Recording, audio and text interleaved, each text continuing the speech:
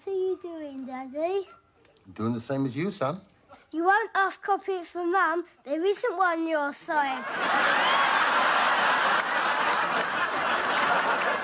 There we are, sir. 1 pint of best bitter. Thank you, Governor. Thank you. Guten Morgen. Ein pint of beer and a packet of crisps, please. Certainly, sir. There is your pint of bitter, and there is your packet of crisps. You are mocking me. You are mimicking me. I am not. Oh, yes, you are. Oh, no, I am not. I always speak like this. Oh, I'm so sorry. I say, my man, do you think I could possibly have another scotch, please? Certainly, sir. Always a pleasure to serve you. Thank you. Rather warm weather we're having for the time of year, is it not, sir? Indeed. There's your whiskey, sir. Enjoy it, sir. Yeah. I knew it. You were mocking me. I was not mocking you. I was mocking him.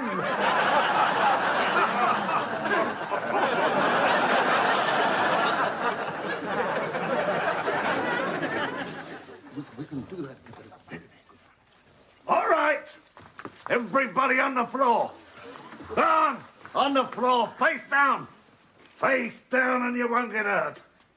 Miss Jones, face down. It's a bank raid, not the office party.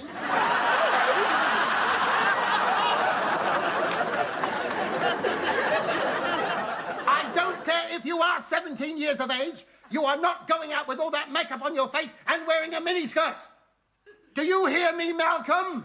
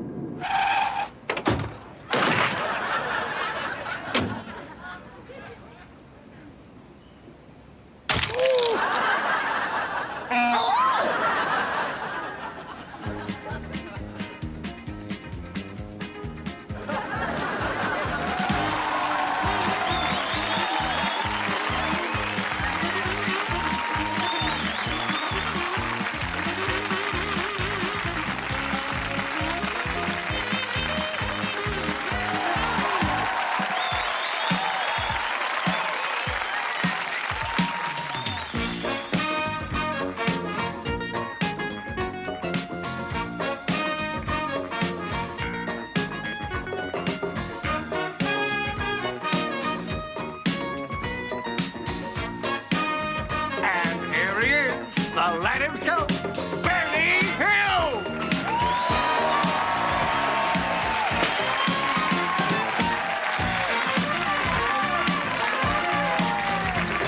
Now gather round, folks, and lend an ear. I tell you, I'm just a good thing to be here. I came across on a Concorde jet, a trip two old ladies will never forget. They said to the guy with the captain's hat, don't play faster than sound because we want to chat. The gal at the airport security said she'd have to search me thoroughly. Well, that's an insult, my manager reckons, but I didn't care. I went back for seconds. I went in this cafe and I had lobsters, oysters, soup of the day. The waitress brought me fries and steak and apple pie and chocolate cake. What'll I wash it down with, miss? I calls. She says, how about Niagara Falls? I tell this big guy the name of my hotel. I say, what's the quickest way to get there, pal? He says, you take the subway to Washington Square. Washington Square, you're almost there. Well, on the subway, I could see there ain't no law of graffiti. There's, I think married life is grand. It's just my husband that I can't stand. He who laughs when things go wrong has just thought of someone he can blame it on. It's on the ceiling and it's on the floors. I upped my income. Up yours. Now there's a gal sitting next to me on the train with a figure that would drive a man insane. I says, I'm a stranger around here, miss. Could you direct me to where your house is? Well, we got off at Union Street, and her apartment was cool and neat. She slipped off my jacket as we went in. She said, kick off your shoes, pour me a gin. I started to pour. I said, you will say when? She said, right after I finish that gin. So by the time I had poured poured myself a beer. She had changed to something cool and sheer. She stood real close and she looked divine. And as she pressed her cool red lips on mine, I heard a crash, I heard a roar. She said, that's my husband at the door. I said, I'll jump out the window, he sounds vicious. She said, we're 13 floors up. I said, I'm not superstitious. Well, the door burst open and in he came. I hid my face in fear and shame. I turned my back as I buttoned my shirt, and I prayed to God I didn't get hurt. I turned and nervously opened one eye, and I was face to face with this huge guy. And I heard his voice cut through the air. He said, I told you to get off at Washington Square. so let me shout it loud and clear. I'm glad to be alive, and I'm glad to be here.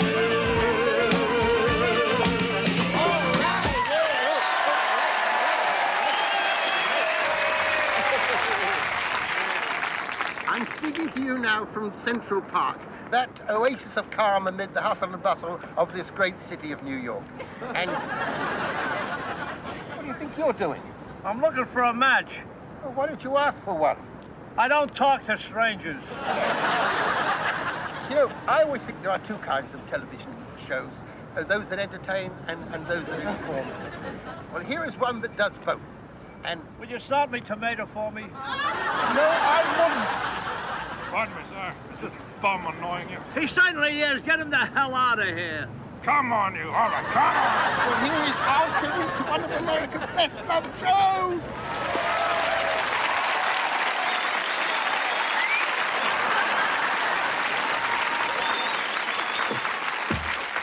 Thank you so very, very much. Ladies and gentlemen, it's great to be back and it's great to be here.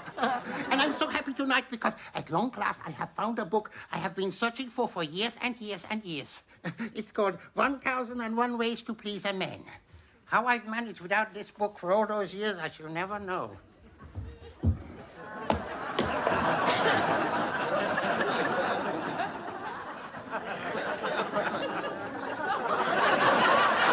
Right now, questions?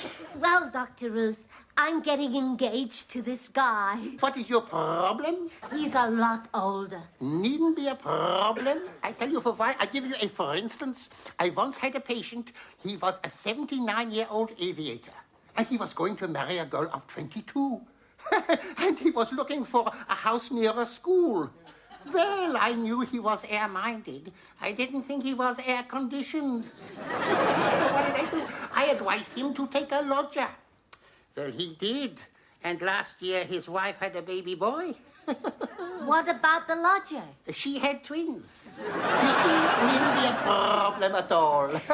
Well, I'm so happy tonight because I have a very special guest star. She is that great big star from that great big hit series, Roseanne. It's Roseanne Barr.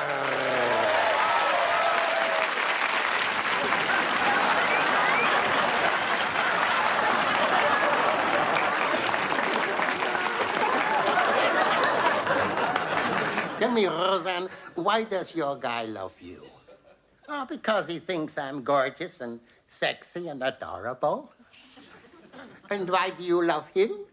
Because he thinks I'm gorgeous and sexy and adorable.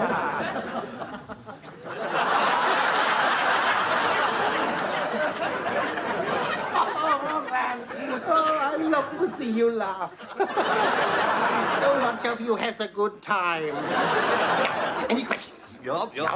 How do you two chicks feel about the Yankee broad marrying a foreign dude? Oh, fine. Yes, especially if he speaks English as confidently as you do. Tell me, where did you learn to speak like that? I went to Yale. Yale? You went to Yale? Yeah, sure as hell I did. How long were you there? I went to Yale in January. They kept me there till June or July. Jail. Oh, tell me, why did they put you there? Yeah, because of my religious convictions, I used to mug vicars.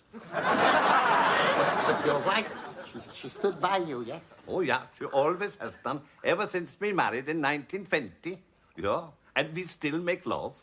Really? Yeah, almost every night. Almost every night? Yeah, almost Monday, almost Tuesday, almost Wednesday. Tell me, Roseanne, why are there so many divorces? Of course, if they're an older couple, maybe they get divorced because he's a womanizer.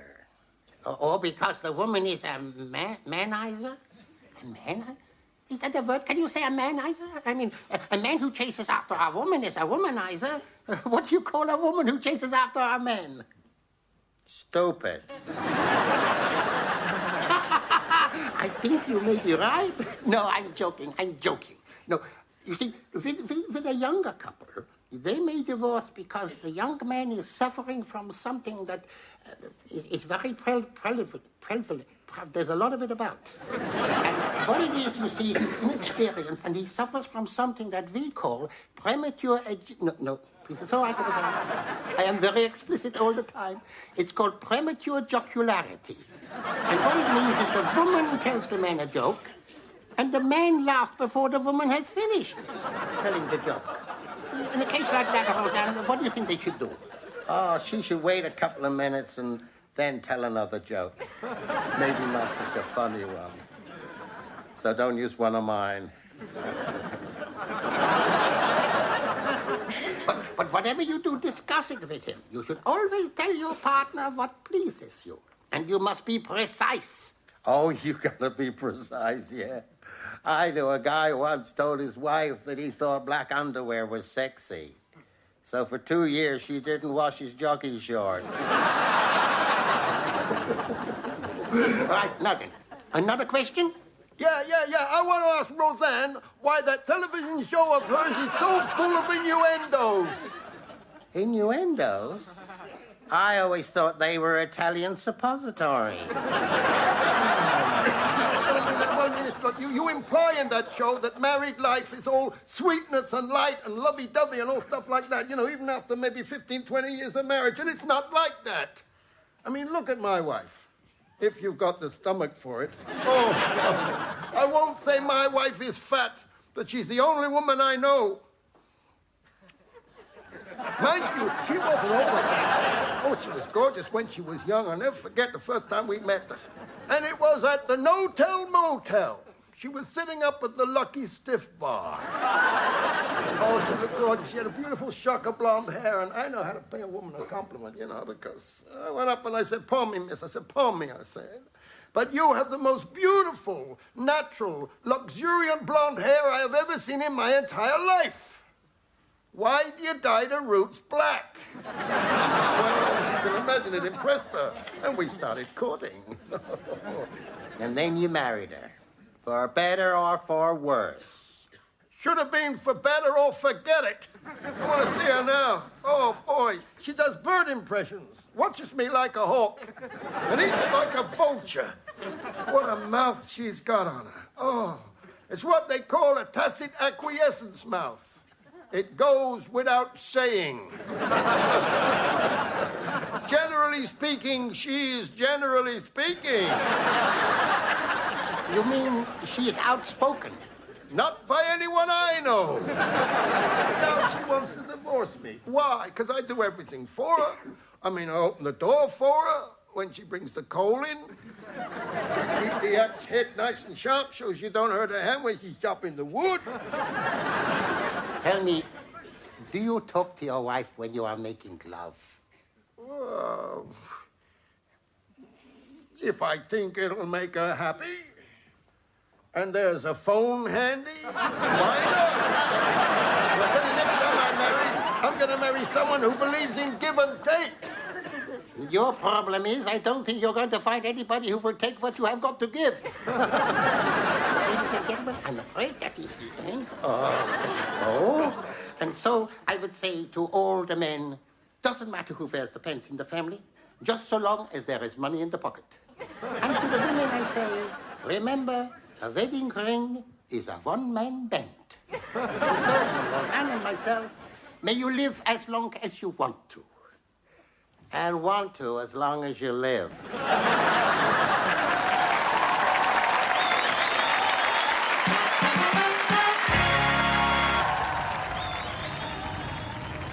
The citizens of New York are justly proud of its many examples of fine architecture.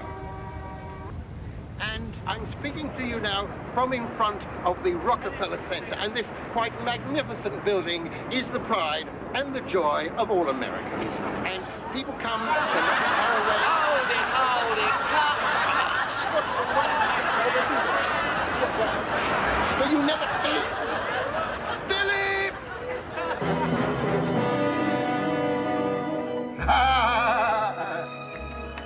Why do you always drop your clothes on the floor? Because they won't stick to the ceiling.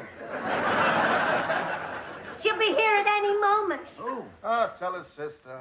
You wait till you see her, Sonny. She looks as though she stepped out of Vogue magazine. And fell flat on her face. Heaven knows what you think of this place after staying at Beauregard. Why, we don't even have a lock on the lavatory door. What's the difference? Nothing in there worth stealing, is there? You lose. You buy the drinks at my place. I'll go get the car started. Right on. Now, look, Frank. Yeah. If Curly comes round while Desiree's here, don't let him show her his tattoo. Why, it only says mother. It's not what it says, it's where it says it. It's on his belly. What's wrong with that? Well, why did he have it tattooed there? Because he wanted to save on the O.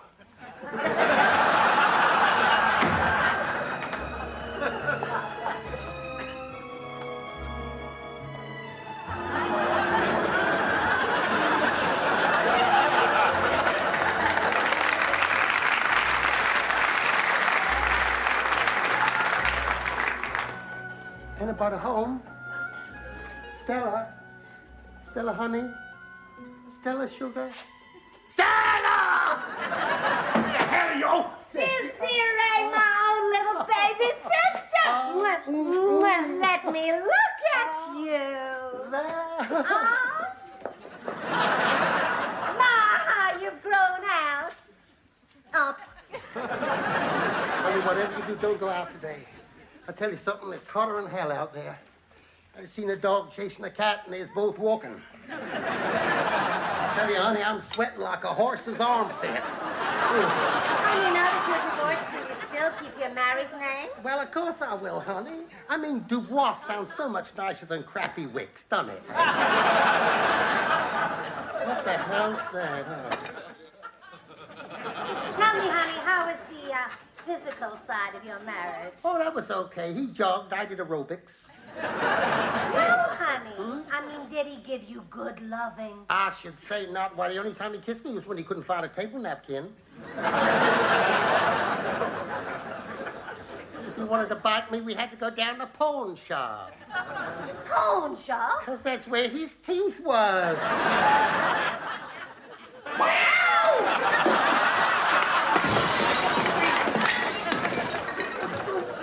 The money's in the till. Don't hurt Mama. Do anything you like with me, but don't hurt Mama. You can do anything you like with me, though. You mean her elevator don't go up to the top floor? Huh? Funny in the head. Well, yeah, kinda. Hi, honey. Do you sleep well? Slept like a baby. Like a itty bitty baby. What'd you do, wet the bed? Desiree, this is Frank. Don't get up. Now, why don't you two go out on the porch and get acquainted? Talk to her. Go on. Come.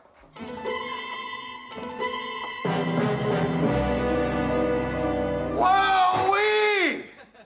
She is as nutty as a fruitcake. I says to her, look at that dog with one eye. She said, oh, yeah, look. I said, look at that poor little dead bird. She said, where? I said to her, look at that, look at that. She said, I know. Now, if she knew, why did she tread in it? We gotta get rid of her, honey. We gotta get rid of her. You just can't ask her to leave. Oh, don't worry, honey. It's okay. Hello, is that Dr. Octa? Professor of psychoceramics? The study of crackpots? You take people to the funny farm? The Nutcracker Suite? Could you come round tonight at number 36 Maple Drive? I may have some business to put you away. Thank you very much indeed. Don't worry, honey. It's gonna be okay. No. Sorry, quiet, honey. It's gonna be okay. Oh, look at that. Wait a minute. Don't you let Desiree see that? It's disgusting. What's the matter? You never seen 10 people in love before? Pardon me, the little girl's room? Say something, Frank. What? Anything. You going for a pee again? I hear Sammy's got himself a ranch now. Yeah, 3,000 pedigree cows and 1 stud bull. Yeah, Sammy must be pretty independent. Not as independent as that stud bull. Hey, honey, could you hear us in there? I know. Funny we can hear you out here. This is my sister, Desiree Dubois. Hi, Pleased to meet you. Yeah. Happy to make your acquaintance, gentlemen.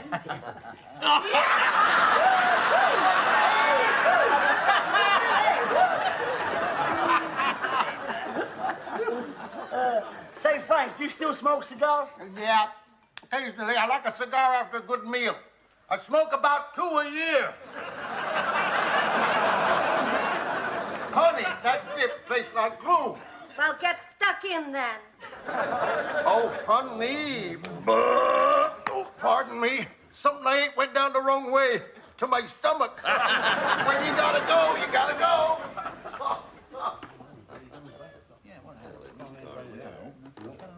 Say, gentlemen, why don't I sit in for Frank? Well, I don't think he's gonna like that. Oh, now don't be such an old grouch. Now then, who's got Mr. Bum the Baker? Open the gates, I'll send her up. No.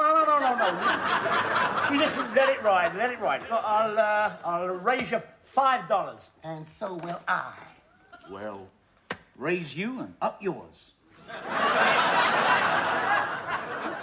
And up yours too, dog breath. Come on. There, is that anything? Oh, wow! A royal running flush! Oh, no. I'm so happy. I can eat pork. I'm going to buy me a band and a woolly up band. The first time she's won. And when I've done that, then I'm going to get Muffin the Mule. She's won again. Crumpet the Camel. And I'm going to get my lovely mama a brand new striped dress. Will you shut up and cut the cards? I beg your pardon? Cut the cards!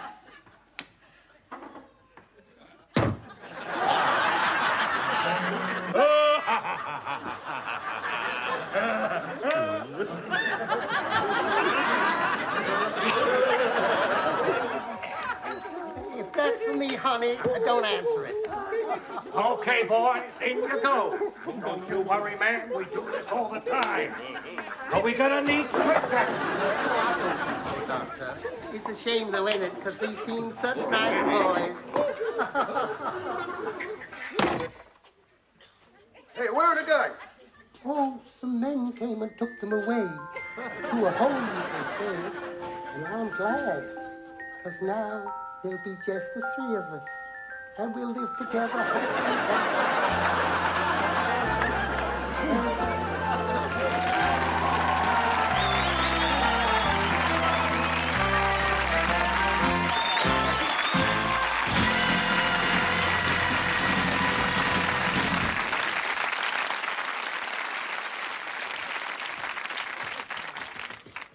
Thought I had sewn it up.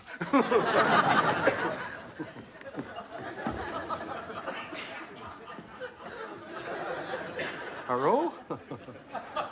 I for the audition. My name is Chow Mein.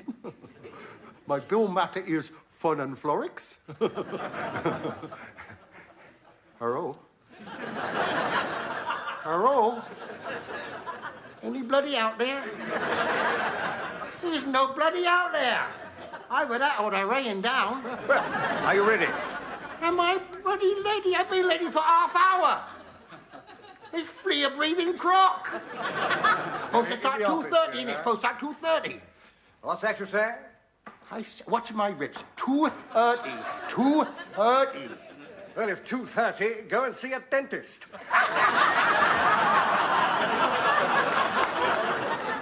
A comedian. He think he Jelly Ruiz. Right then. I'm coming down. What shows have you done? Oh, I done a show for Glimpies. What? Show for Glimpies? Glimpies. Flames of the Earth. Always use Red Flea Petrol. Friends of In Violin Man. Oh, Greenpeace. Greenpeace, charity show for Greenpeace. Yeah, that's right, because not many people realize this. But there is a great big whore. And this big whore is in the ozone layer. And that is caused by everybody with a squirt can. Squirt, squirt, squirt. That's what caused that, the squirters. Aerosols. It's true. Yes. Do you do anything else? Yeah, all sorts of things. I play piano with my feet. What do you do with your hands? I put them over my ears. I can't stand the noise. I joke there. So you ad-lib. Pardon? You ad-libber. Yes. I add liver and bacon for breakfast. Do you do anything else? Yes, I sing all pop songs, all kinds of pop. I sing lap, sing reggae, lock and law. 1, 2, 3 o'clock, 4 o'clock lock, 5, 6, 7 o'clock, 8 o'clock lock, 9, 10, 11 o'clock, 12 o'clock lock. We're gonna lock around o'clock tonight. Put your grad legs on. Hold it, just a minute. I was getting booby gravy, groovy baby. Yeah, I was going there for a minute. Yeah. Ooh. Will you do anything else? Yes, I do impressions. I do Mickey Looney, Mickey Rooney, Chuck Berry, Chuck Berry, Bally Manilow. Mary Manilow. Why you repeat everything? You're like a bloody parrot. Stop it, you bloody potty you do. Now, Well, yeah, right. what is your pièce de résistance? My what? Your pièce de résistance is French. Why you speak French? You can't speak bloody English. Your forte. I over 50, but thank you for the compliment. Yes, nice, yeah. No. What is the thing that you do best? Oh, I don't think the people would pay to see that. Oh, no. Why? What is it you do best? Milk a yak. What's in the case? Oh, you write this. Not a rot. But you write it. Oh, run. Oh, this is my friend. It's funny, you know, my mother told me when a little boy never to put feet on furniture. Now I ventriloquist. There. My friend. He's facing the wrong way. He can't see where he's going. He don't want to see where he going. He like to see where he been. Oh, sorry. Turn the head around there, my friend. There. He's only got one leg. Well, he's a singer, not a dancer.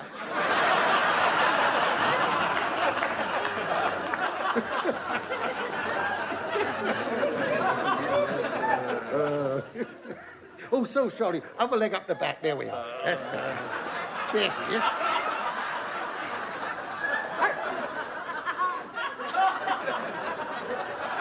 I see. One leg's longer than the other. Where he come from, the ground very uneven. Hello, Riddle Ferrell. Tell me, how are you feeling today? I am feeling fine. Hanky who? Hanky who? I not know Hanky who. No. Now then, tell me, Riddle Ferrell, what is your name? My name is Jiggy. Jiggy? Jiggy? What sort of name is that? No. His name Jimmy. Jimmy. Oh, his name's Jimmy. Yeah. I can't hear him very well. Well, he no got a float mic. Too far away from microphone.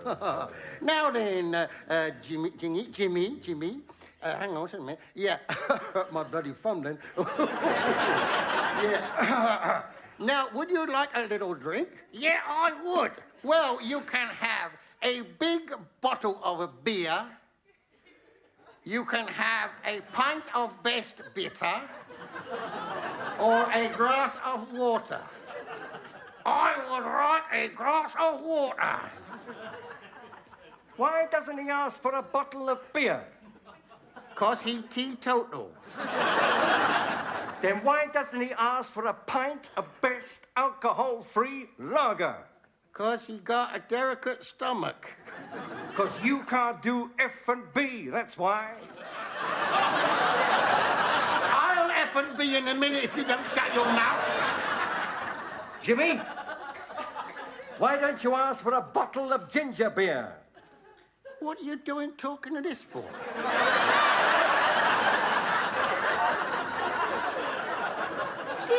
This not a little person. Really, you move the mouth, that's me do that. You see, I no move the ribs, but I flow the voice. You see? And you think it's him, but you see, the notes start down here in my diagram. In your diaphragm? In my diagram. Do I have to draw you a diaphragm? You start down here and it go into the rungs, past the ribs, up through the epiglottis, over the larynx, over the float, and it come up through the ribs like this. Hurro. That was hardly worth the trip.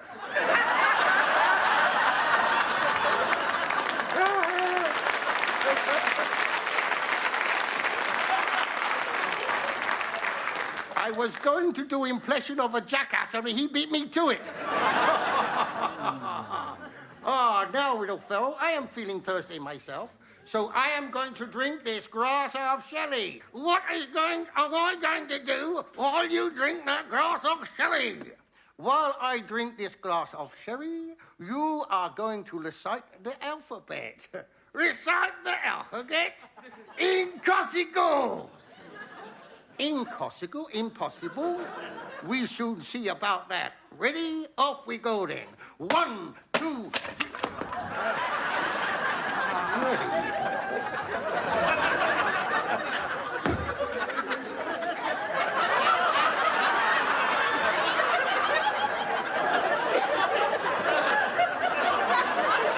Could I have another chair, please? Why don't you flow it on? Right. Oh, so sorry. Drop the sherry. No can do the alphabet and drink now. No can do yes, that. you can. John. What? Come on. The drinking and reciting the alphabet.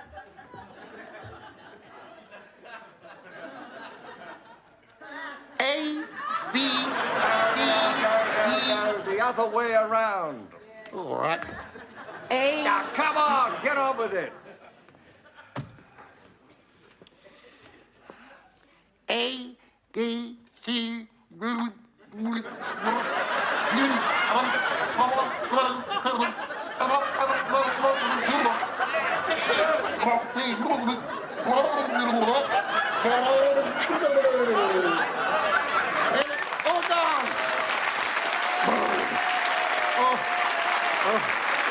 Damn.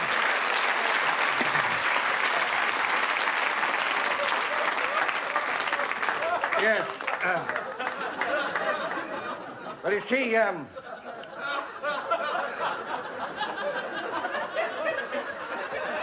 we're not really looking for a ventriloquist.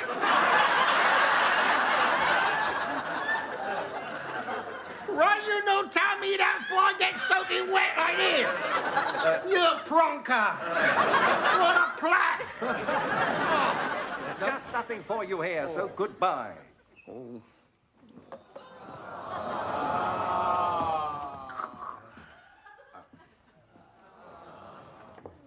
Mr. McGee? Yes? Cobras!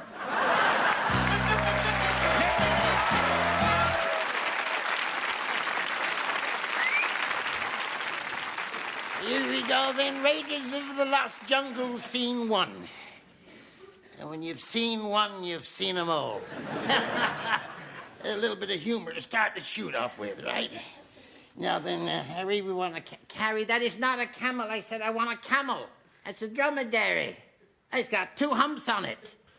You thought that made it a female camel. It doesn't. Oh, never mind. Leave it. Shirley Ann, would you mind bringing Boo Boo the chimpanzee over to the tree? You'll have to go around the bush, Shirley Ann. Would you take Boo Boo the chimpanzee over to the... Boo Boo, would you take Shirley Ann over to the tree? Thank you, that's fine. Harry, will you stop that orangutan doing that? It's not funny. And even if it were, we couldn't use it. This is a family film, and there are ladies present. Well, take the banana away from him then.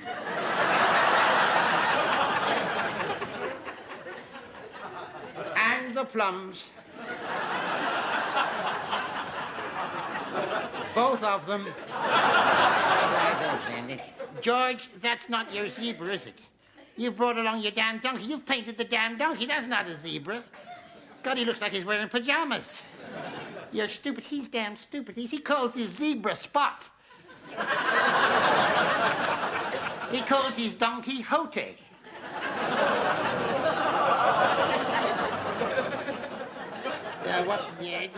Will someone stop those chipmunks chattering? I can't hear myself think. Stop the damn chipmunks chattering. Well, stop the makeup girls chattering then. Where are the chipmunks, by the way? Oh, God. George, I said feed the chipmunks, then the lion. Not feed the chipmunks to the lion. Well, at least he'll be docile anyway. That'll be something there with it. Joe, would you stop playing leapfrog with that rhinoceros? Because when he hears the flying doctor, he's going to look up. You want to sing soprano the rest of your life? Well, then I did. But it reminds me that when the flying doctor lands, will you make sure that the flying doctor gets out of the plane before the chimpanzee? Otherwise, people will think the chimpanzee's been flying the plane. I didn't know that. Now, is that big Zulu warrior and the little pygmy lady, they finishing wardrobe yet? Yeah, well, let's have a look. Oh, God. Is that what they're wearing? Yeah, I know Zulus wear fig leaves and pygmies wear tea leaves, but this is ridiculous. I've seen more cotton in the top of an aspirin bottle. Why won't the Zulu work with the little pygmy lady? Well, tell her to keep her nose out of his business then. We're making pictures here. Now, Harrison, here's the big scene with the lion. I want you to fight with the lion and overpower the lion, Harrison. And when he opens his mouth, could you get your face up nice and close, and I'll get a nice two-shot there. Well, all lions have halitosis, Harrison. You smell funny to him. How can he bite? He's got no damn teeth. He could give you a nasty suck, yes? Don't knock it till you've tried it. Now, are you ready? Right, off you go now. Overpower the lion, Harrison. No, overpower the lion. Yeah. Oh, cut. Oh, drag him off, take him back to the cage. The lion, not Harrison. For God's sake, Harrison, don't bleed all over the set. Don't go away when I'm talking to you, Harrison. I'm the director. Mr. Stone, am I or am I not the director of this picture? Not anymore. You do realize, of course, we're out in the middle of the jungle in Africa. Where the heck are you going to find another director out here? Oh, I didn't think of that. Good luck, boo-boo.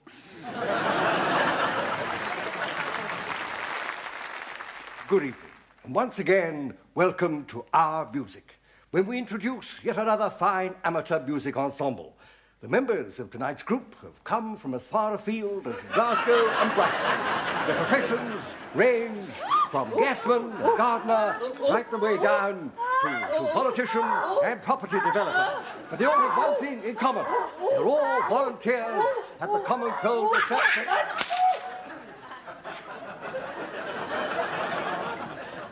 They are all volunteers at the Common Cold Research Centre, which means that they have willingly contracted colds so that we might avoid them. So let's meet their leader, Andrew Melon Lemon. Here you go, Andrew.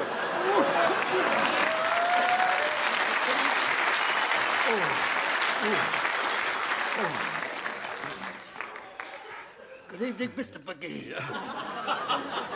Well, Andrew, as for singing with a cold or sore throat, I suppose you're all in the same boat. Got a big bed.